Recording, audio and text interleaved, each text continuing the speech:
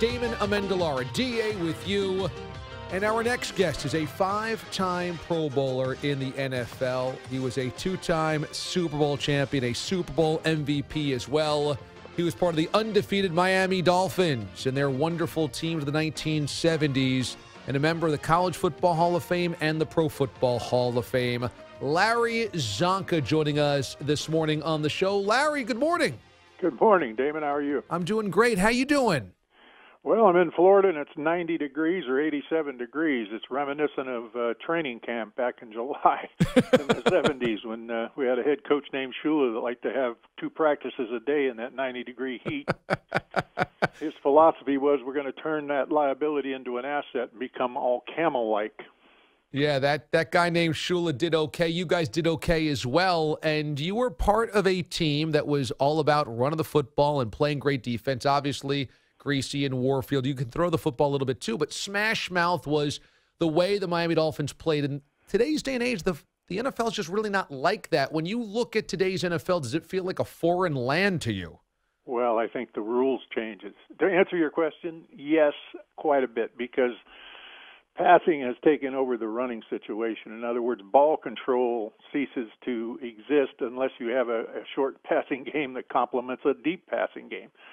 And, of course, that's when you talk about ball control from my era, that was based on the availability or the ability to have your 5 primary offensive linemen, your 2 guards, 2 tackles, and your center, control the line of scrimmage and power the ball down the opponent's throat.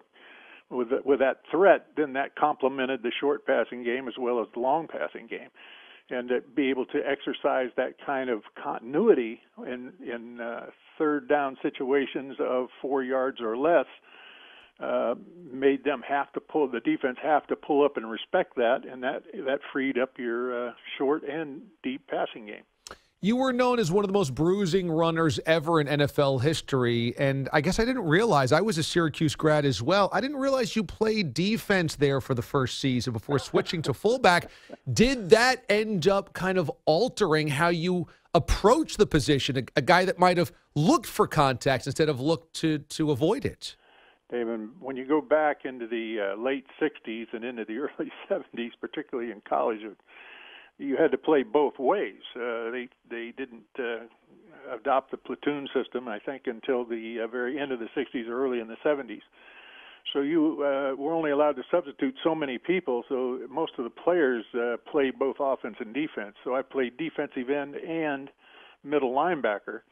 Even some, on occasions in certain defenses, I played outside linebacker. So I had a pretty good understanding of what it was like on both sides of the ball before I became a full-term running back in my junior and senior year. We had a fellow in the backfield back then named Floyd Little at Syracuse, and he was pretty good little halfback. And they needed somebody to come over there and block for him. And I came over and blocked for him, but not good enough. He still got hurt about the third game when I was over blocking for him, so I ended up getting an opportunity to carry the ball, and it worked out pretty well. Worked out very well, I would say. Larry Csonka joining us this morning here on CBS Sports Radio.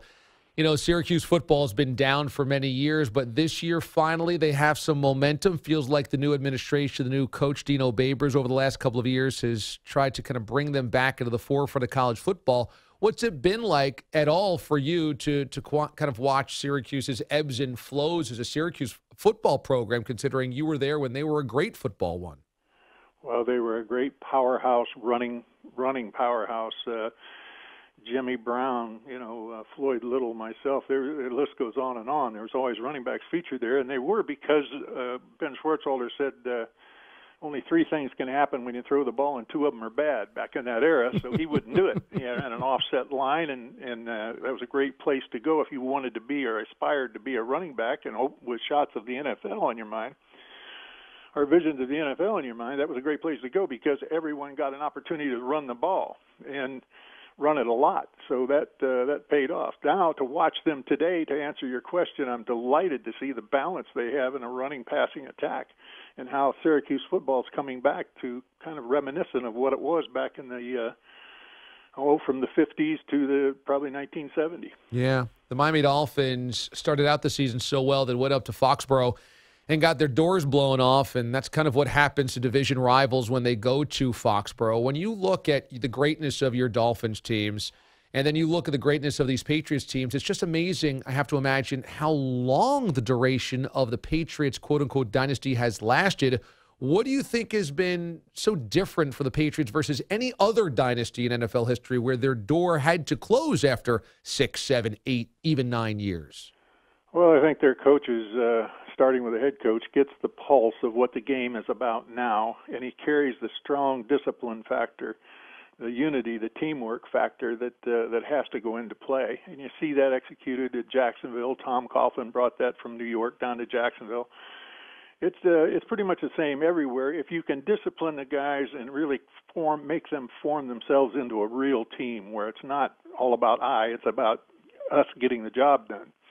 And that's what Shula concentrated on. It wasn't a matter of who got this or who got that. It was a matter of doing your job consistently, and we would win as a team.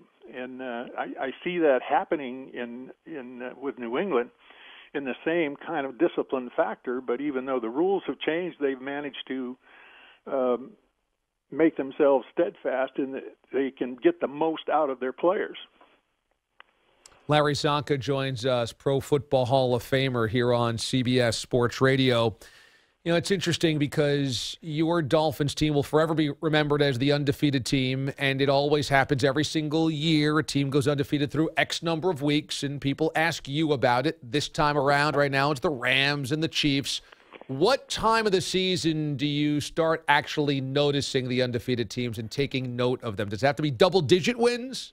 No, probably around the fifth or sixth game you start to really look at the teams that are still there, because usually by the fifth or sixth game it's down to just one or perhaps two, maybe three teams. And this year, of course, Kansas City and L.A.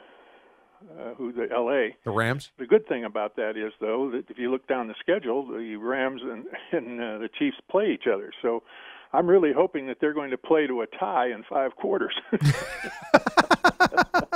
I hate to see either one of them lose, but on the other hand, it'd be nice if they had half a loss, because that means we'd still be a half game better. I don't wish them any ill will. I don't wish injuries on anybody. I have them slip and drop a ball or something. Yeah, I wish that on them, just because I'm selfish and I want to see the record stand. But on the other hand, if they can make it happen, if they have that kind of team unity, that kind of, more importantly, team discipline. And any time you have a team that works and functions as a team, whether it's in the military or on a football field, when guys really give up the I thing and start to think about we and just winning, that's when those kind of things start to happen. When I think about iconic images from your life, I think about runs in the Super Bowl, bruising runs where you took on defenders. I also think about you fishing in Alaska. I think about you hunting in the wilderness. And I wonder, when you connect with nature and you do those things, fishing and hiking and hunting, what's the connector there for you in your life? What is it about it that you feel very naturally at home in that environment, as well as in the middle of a chaotic football field with 100,000 people there?